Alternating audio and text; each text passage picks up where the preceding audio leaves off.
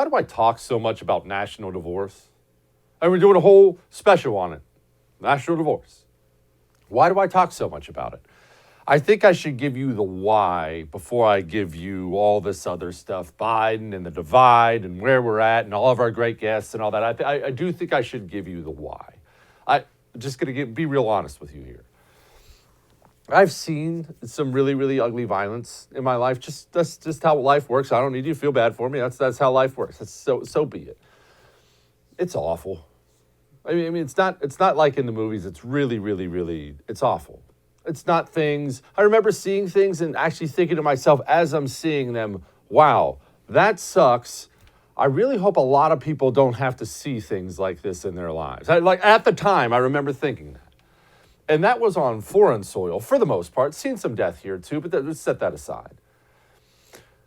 And when I think about our nation right now and where we are and us going like this, separating so quickly, when I talk about national divorce, it's not as if I feel like it's going to happen the way I want it to happen. You know, everybody, both sides come together. Let's sit down at the table. Let's divide up the assets. And it's not as if I'm not naive. I understand it's not likely.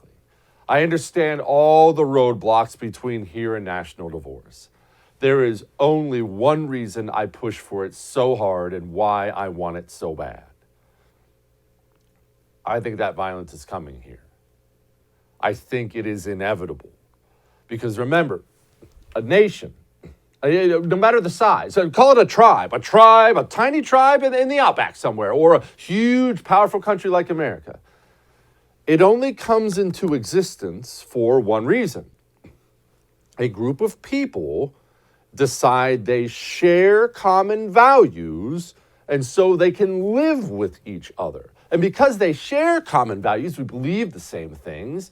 If we come together and live together, we will have more safety and more prosperity. You know, the sum of two parts is greater than two or something like that. I don't know. I'm not an algebra expert, but you understand what I mean, though. If we work together, it's more prosperous. We're more safe. That's the only reason to become a nation or a tiny tribe, whatever the level is. But, and this has happened a million times in history before,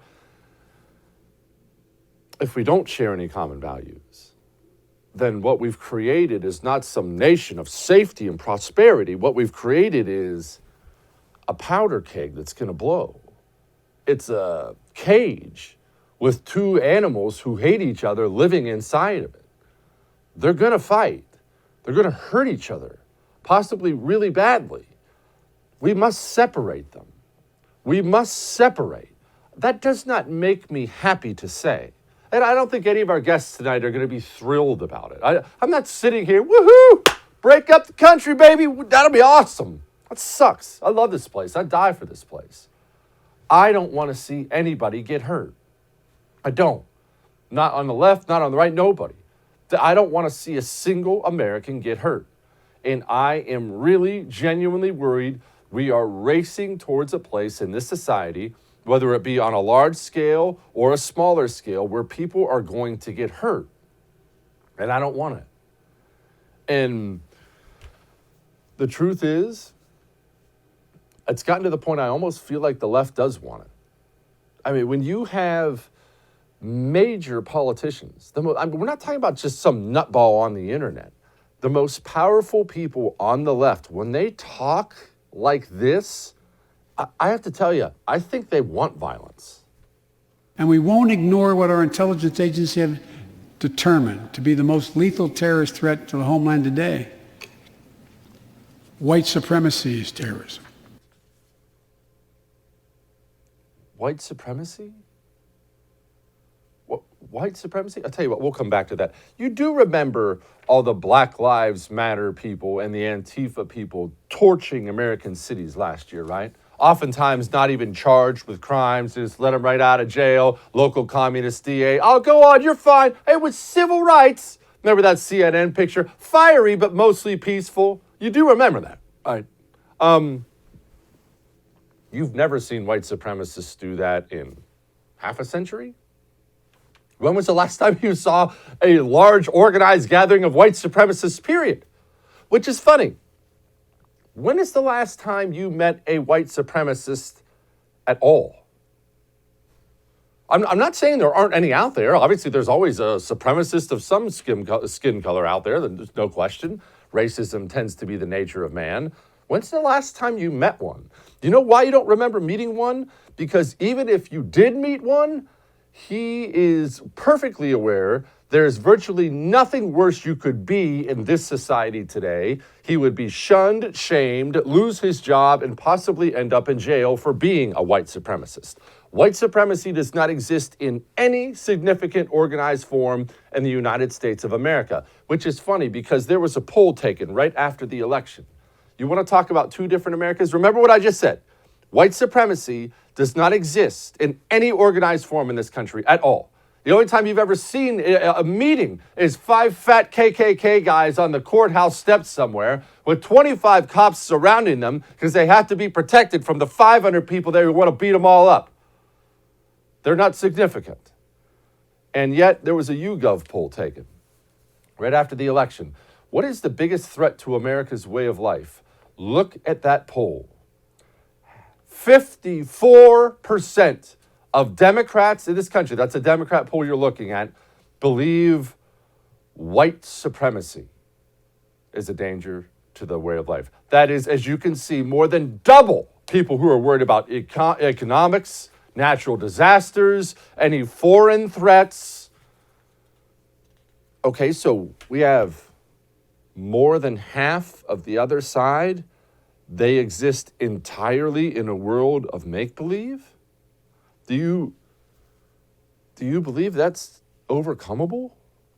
I mean, when you have this media campaign like that, this endless, relentless media campaign pushing this into people's eyes and ears, look, this is what people are consuming every night. Do you believe this is easily overcomable?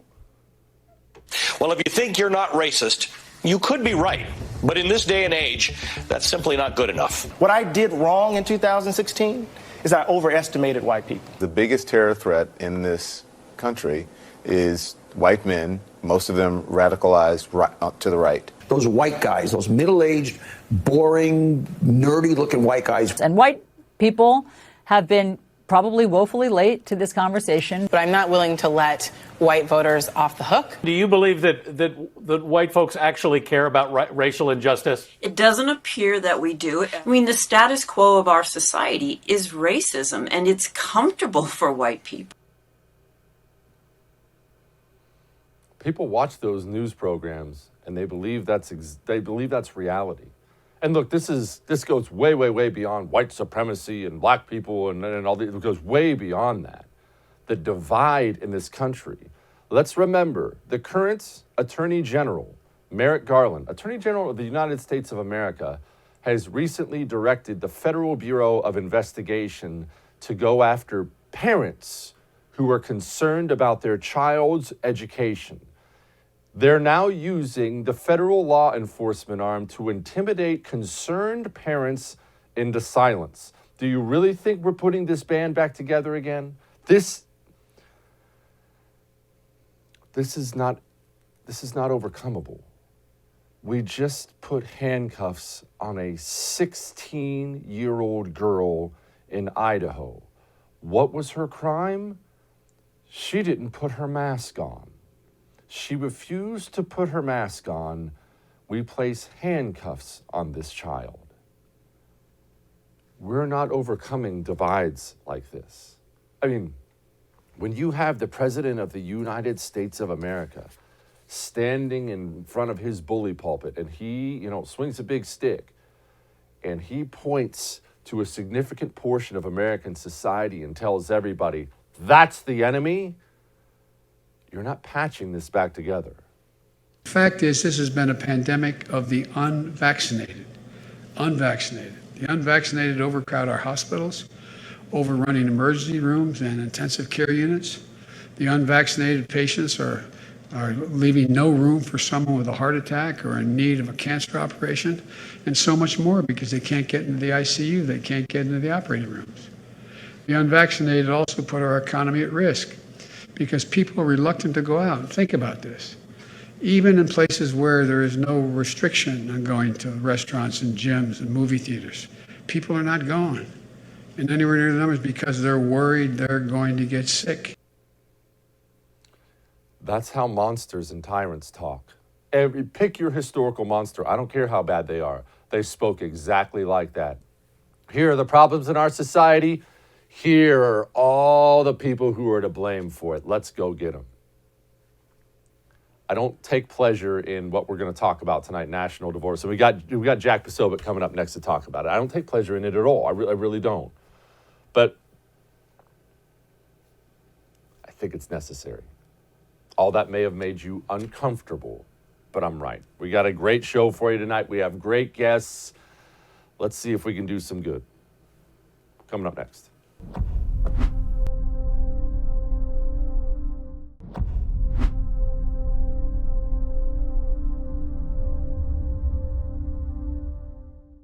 He always has a sharp take, and he always has good information for us. Joining me now, my friend Jack Posobiec. Probably doesn't need any intro since his podcast is destroying everybody right now. It is Human Events Daily. I highly recommend checking it out on Apple Podcasts. Jack, obviously, we're going to talk about national divorce for a second. Why are you so good at podcasting? It's probably because not only am I just eye candy, but I also have very intelligent things to say. Not just eye candy. That's why we get along. That's why we get along. All right. In all seriousness, I'm a national divorce guy. I want one. I'm not naive. I don't think it's actually going to happen in the way I want it to happen, where we all sit down as adults and agree that we hate each other's guts, and we're just going to divide up the assets and liabilities and call it a day. You're not a national divorce guy? Why? So I'm not a national divorce guy. Partially because, I do think that's something, if you look back at U.S. history, it's kind of asked and answered that it's not happening. And when it has been tried in the past, obviously it has not gone very well. If you're a member of any of the southern states, you know why. However, I could see something along the lines of a national separation happening, where it's basically like, we're sleeping in 2 bedrooms, we're dating other people, we kind of get it, but we're still under the same roof. I think that's more likely than a full-on divorce, quite frankly, because you don't have adults in charge anywhere in this country. So nobody is going to, if you look at the way we've handled COVID, if you look at the way that we handled the George Floyd, the protests, the riots, Antifa, et cetera, we don't respond to anything like adults. Afghanistan, we respond like children. We're immature. We can't handle those type of conversations because we do everything super emotionally. Like my 3-year-old, when he screams and, has a tantrum because I say he can't watch Paw Patrol anymore, and it's time to go eat some veggies or something, right? That's basically how this country reacts to pretty much every single problem. So I don't think you're going to see something where people could sit down amicably and say, look, we need a division of assets. You guys can get San Francisco. You built it. You destroyed it. It's yours. Not going to happen. Okay, I don't necessarily disagree. I see us already separating, you can tell, because New York and California are losing congressional seats as people flee for red areas. And I can see that. My problem is, Jack, the federal government. They don't look like they have any intention of leaving red areas, red people alone at this point in time. They're getting awfully aggressive. I have Merrick Garland right here sicking the FBI on parents who are worried about their kids' education. It doesn't sound like they're interested in living and letting live. Oh, no, they're not. They're absolutely not. And you're going to see, by the way, when you talk about, we know what the FBI does when he's sicking them on these different groups. They're not going to come in and say, oh, you're under investigation. They're going to go into those groups and say, hey, you guys are anti-woke. I'm anti-woke too. Let's talk. Let's make lists of people. Let's do all this stuff, and then try to get them gripped up in these entrapment operations, like we saw what happened in Michigan with the Gretchen Whitmer plot, which has now been completely exposed as an FBI-driven operation. You're probably going to see that. I called out, and I've got a lot of flack this week for saying it, but I called out one of these groups that put themselves together as the feds who are against the mandate. So an anti-vax group that came together and said, we are going to be a group of federal employees, so we're all feds, who say that we're against the mandate. Okay, sure, I get it. I'm down with you guys. I love the fight. But you've got to do it in a smart way, because you're opening yourself up for this type of encroachment, this type of infiltration in these sorts of operations. Because we get one person in who says, hey, let's all download this app. Hey, let's go to Discord, et cetera, et cetera. So no, You're not going to see right now any sort of back off by the federal government. But what you could see potentially is, as you mentioned, we are already seeing the separation, the national separation take place. Texas and Florida, of course, are the archetypes of this. I think you'll probably also see similar taking place with Wyoming, Idaho, South Dakota, North Dakota. You'll see that type of people moving there. And then once those red areas become more bright red areas, they're going to elect politicians at the state level who are going to thumb their nose in the face of the federal government. And you're seeing that now with Abbott. He's got a hard right challenger in his primary. So what did he do? Now he's against mandates. DeSantis, he's against mandates, right? That's a state that remember, DeSantis only won by 0.5% against, we don't need to talk about who he ran against. And his parties and his party. But the situation is you're going to get governors out there, and these people are going to demand, right? Because these are refugees, right? These are refugees from this stuff. They're going to demand someone to come up there to protect them from the federal government first and foremost. You're going to see that be a huge plank when it comes to state politics and certainly for governorships. Jack, do you think the states have enough juice to provide some level of protection? Everyone knows the federal government has their fingers in every daggone thing, including the states, corporations, education. And that's part of the reason we're in such trouble right now, is they have so much control. But states like Texas and states like Florida, for people fleeing there, are they able to provide some level of protection against this? Well, some of the larger states can, and this is where Texas and Florida have more of a comparative advantage because they have large tax bases of their own. Of course, Florida has a massive economy when it comes to tourism, and Texas has a massive economy because of oil and various other and trade just in general because of where it's situated. So you're going to see them have a better ability to actually fight back as opposed to, and I hate to say this, but some of the smaller states, some of the less populated states are not going to have this ability. I was just up in Alaska. They're fighting a lot of these same issues because one of the main things in Alaska was they said, all right, in the 1950s, we want to become a state. The federal government said, sure, you can become a state as long as we develop your natural resources so that you can become self-sufficient. But then the federal government came in and said, guess what? Just kidding. You can't develop any of your own natural resources. We're going to declare them all protected. So all that copper, all that lithium, all that oil that's sitting right below your feet, the gold, of course, that's sitting right below your feet, you're not actually going to be able to use that. We're going to keep you people in poverty, and then we're going to do everything we can to fight back against it. Ugh, gosh. You know what? That actually reminds me perfectly. I have a little video of Joe Biden I want you to watch. Here it is. When you see headlines and reports of mass firings and hundreds of people losing their jobs, look at the bigger story. I've spoken with Scott Kirby, CEO of United Airlines, who's here today. United went from 59% of their employees to 99% of their employees in less than 2 months after implementing the requirement. 99%. What a miracle, Jack. What if you fire everybody who's unvaccinated, all of a sudden your percentages go up? But in all seriousness, not trying to make light of this, I have said before, I think this is really dangerous. I think it's really dangerous, this pandemic of the unvaccinated talk.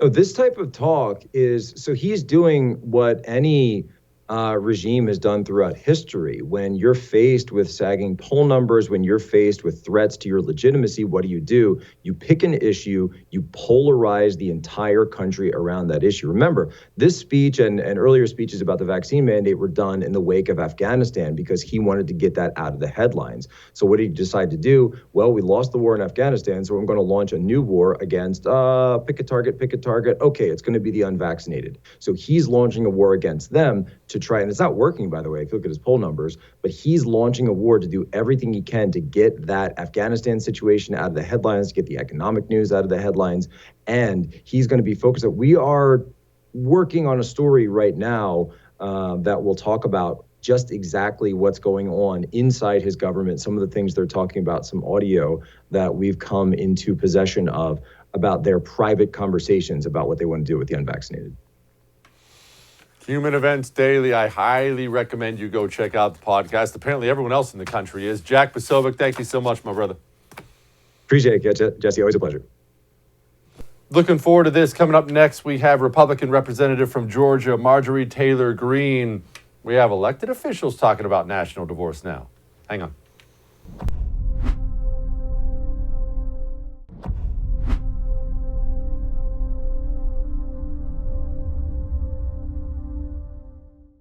Well, this is a treat for me to have her back. We have joining us now Republican Representative from Georgia, Marjorie Taylor Greene, and it's a treat for me because there seems to be about 5 or 6 Republicans on the Hill with any guts, and thankfully she is one of them. She even has enough guts to put a poll out on her social media saying, what about this national divorce thing? Congresswoman, thank you, by the way, for actually having some stones there. It's sad you are surrounded by people who don't, but I'm glad you do. Well, thank you, Jesse. I really appreciate it. I was happy to put that poll up because it's pretty shocking to me how many people are actually talking to me about perhaps it's time to start talking about a national divorce. You talk to a lot more people than I do, just by the nature of your profession. Why do people want this? What are they telling you? Well, I mean, it's the state of our nation, and it's the current regime. You know, they're not an administration, they're a regime, because the Democrat Party has turned so far left. They're not only just socialists, many of them are communist. And you can see this in their policies and the way that they wield their power. Such as an example is vaccine mandates. But the real problem is it's hard to be united as Americans when the left is no longer American. They no longer care about our American values. They no longer care about our freedoms. They don't even care about our border because they want our border wide open. And they're perfectly fine with the illegal invasion that's happening down at the southern border. Not only is Joe Biden so far into the rest of the world and not in tune with being president of the United States of America, the disaster in Afghanistan, he actually abandoned Americans when our, the biggest thing we always promise people is no man left behind. Then he armed the Taliban, the radical Islamic terrorists, a whole nation with $85 billion worth of military equipment and weapons. And then his failed leadership led 13 military members to be killed. Inflation is rising, and now we're looking at a critical supply chain disaster that may leave people without food and necessary supplies this coming winter. And this is only the start. We're 9 months in. And so many people, not only in my district, but across the country, are starting to talk about a national divorce because it's hard to be united with the left in this state of our country. Congresswoman, you said they don't care. And actually, I wish they didn't care. I think we could live in a world where I loved America, you loved America, and they just didn't care about it. I feel like they're openly hostile towards it. I mean, I don't know how you can look at all these policies and think they're anything but openly hostile towards who we are, what we've been, where we're going. If I wanted to wreck this place, they're doing everything I would do to wreck it. Oh, they definitely are, Jesse. That's why I call them communists. You see, I'm probably one of the few members in Congress that actually reads the bills. And my staff and I spent a lot of time going through over 2,400 pages of the budget. And I'll tell you right now, if there's anything that the American people can do, it's actually to read these bills that these Democrats are trying to ram through the House with Nancy Pelosi at the leadership, and then look at what some of our Republican senators will actually vote for, along with Democrats over in the Senate. And the American people would be appalled. You need to stop watching the fake news on television that's not telling you anything. You need to stop paying attention to the lies on social media and actually look at the truth. And that's what's written in these bills. And the American people, you may have voted Democrat and you may have voted Republican. It doesn't matter how you vote. I promise you would be so outraged at the Democrats writing these bills that you would turn your back on that party as fast as anyone, because they are purposely destroying our country. And it's not happening from an enemy outside, some other foreign country. It's happening with elected leaders within our country. Do you think the left would support a divorce? See, I argue they would, and at least on some level, I argue they would. I'm a far right winger. I make no mistake about that. I'm certainly not speaking for you, but they hate us, and I hate them back. I don't make any bones about that. I hate them as much as they hate me. So if we hate each other, can't we at least agree on that? We agree we hate each other. Let's move out. Well, I think it's actually tragic that we're having this conversation, and this is why I pull out. I put it out because I wanted to know. I'm hearing this from so many people. on our side. And I'm like, well, what do they think on the other side? And I've paid attention to this poll. And the interesting thing is it's been shared by mostly Democrats because they're trying to stop it. They're trying to defeat the idea and they're trying to get people to vote against it.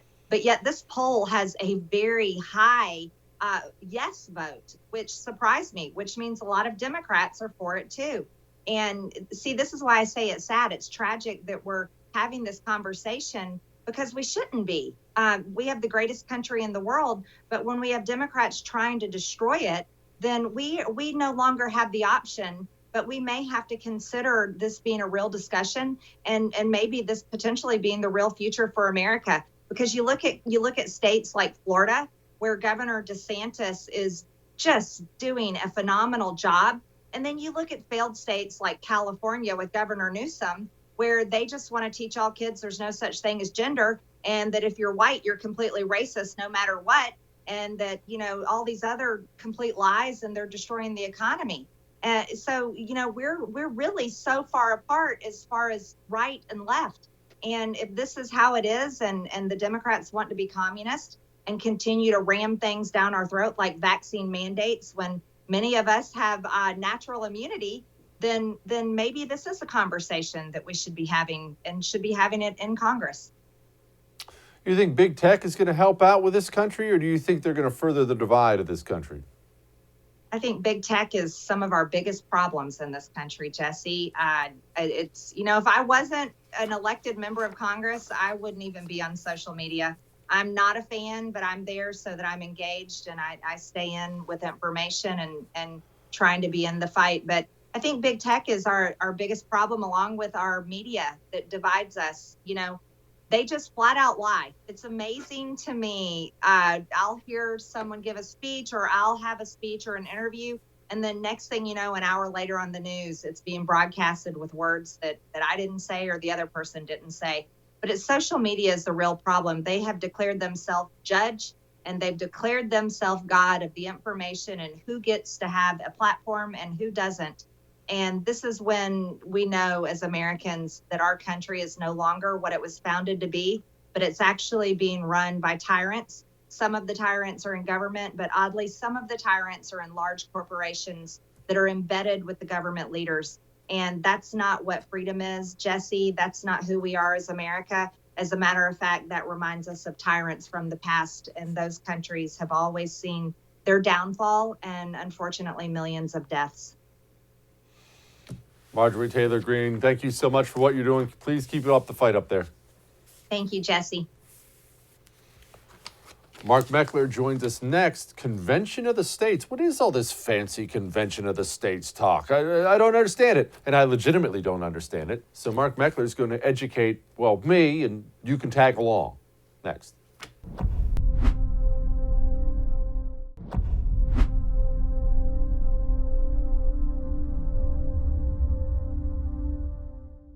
While many Americans were disappointed in the outcome of this election at the presidential level, liberty-minded state legislators quietly swept to enormous victories. Now's the time to use this to our advantage and draw the fight for our liberties out of the swamp and into the battlefield where we the people have the advantage, in the states. This plan to call a convention of states can propose constitutional amendments that prohibit Congress from adding justices to the Supreme Court or states to the Union. This plan can secure our Second Amendment rights. It can eliminate the woke Department of Education, and it can stop the federal government from taking over the state election process. You need to know that this plan's underway already, and it's working. How about that? Joining me now is Mark Meckler. He's the president and co-founder of Convention of the States Action. Mark, I say Convention of the States, and about 90% of America think I'm talking about some big continental breakfast thing in a conference room in the Ramada. They don't understand what a Convention of the States is. Would you please do me the honor of dumbing it down for people like me? Sure, and it doesn't take much to dumb it down. It's pretty simple. It's in the Constitution. It's found in the second clause of Article 5, and that gives you and I, acting through our state legislatures, the power to call a convention of states with the purpose of proposing amendments to restrain federal tyranny.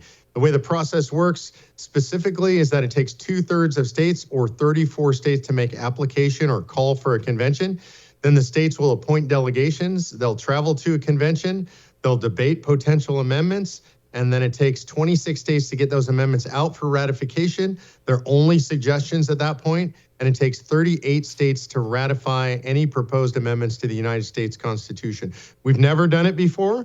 We have 27 amendments to the Constitution of the United States. They've all been proposed by Congress.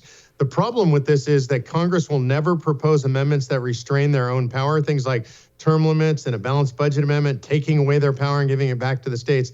That's why we need a convention of states now. Okay, so again, please correct me if I screw any of this up. I just want to understand.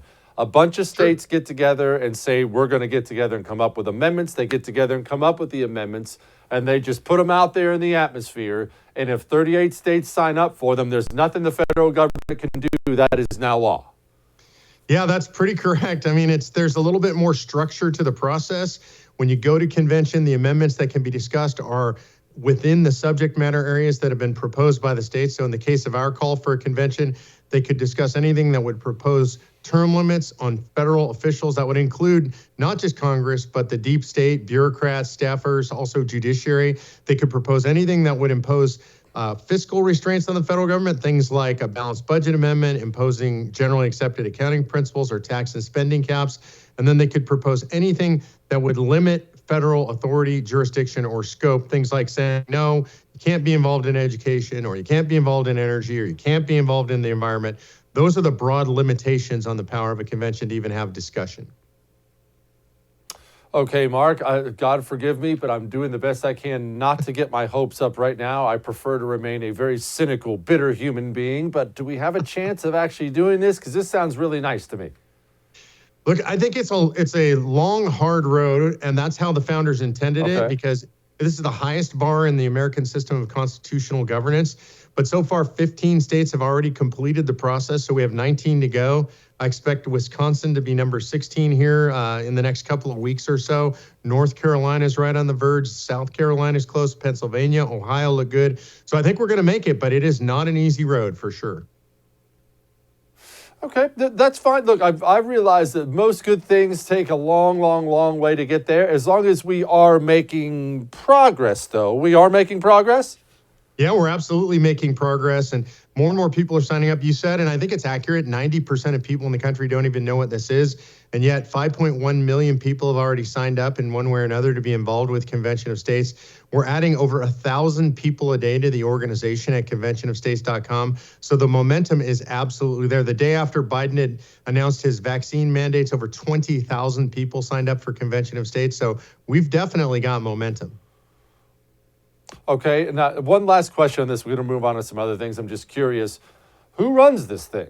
We get a convention of states. Who's in charge of it? Yeah, it's the state legislatures that show up. All 50 states will attend. They elect their own officers of the convention.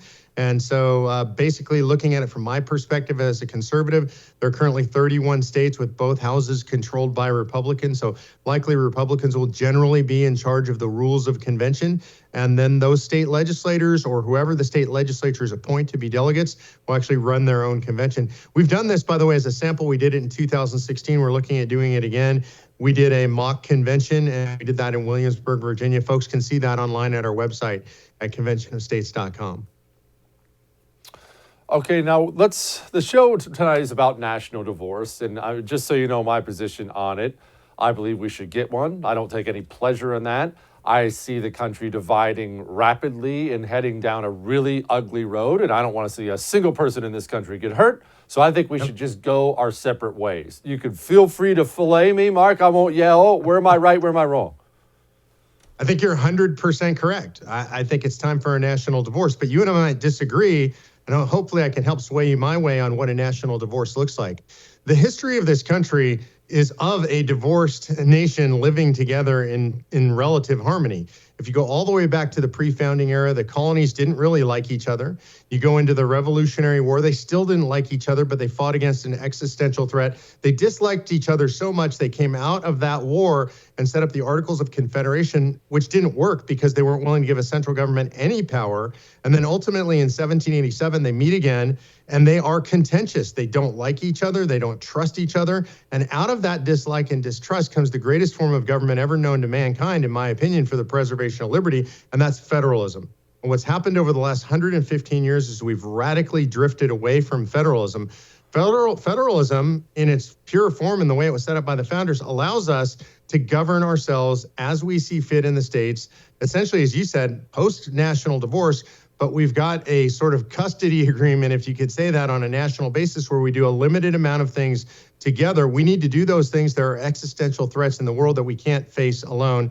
Even as a Texan, and we Texans love to talk about secession, we know Texas can't stand alone in the world.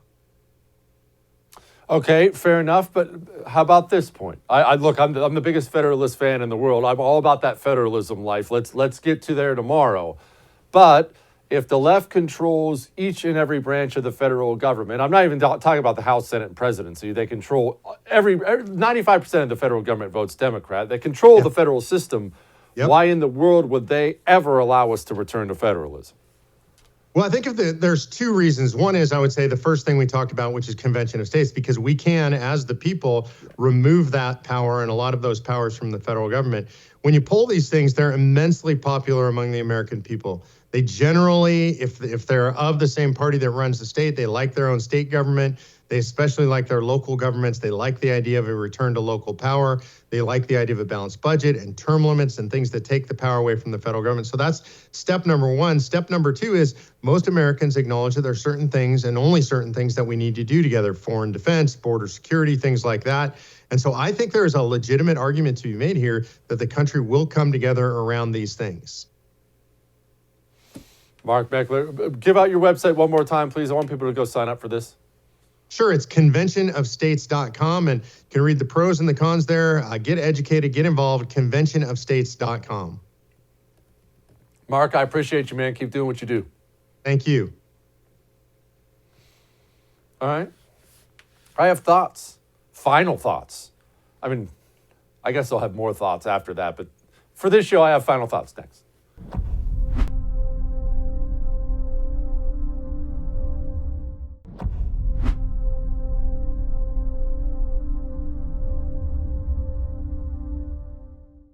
I don't know whether or not we're going to be able to get a national divorce. I suspect we will, not in the way I want to. I suspect this is something that will happen in the coming years as we continue to grow apart. I just want to say once again, take no pleasure in this, but I do believe this is the best path forward. We are now two different people. I wish it wasn't so. I wish we on the right, mainly Republicans, had done more to stand up and fight and make sure it wasn't so. Yet, you play the hand you're dealt, as the saying goes. You didn't choose this. I didn't choose this. You weren't in control of it, but we have to be adults. We don't get to be kids. And now live in a world of make-believe. We have to live in the world we are given. And the current world we are given is this. We are two different Americas, at least. There's no need to keep doing this. Look, we have separate values. We're separate people. We've grown apart. That sucks. Let's get a divorce.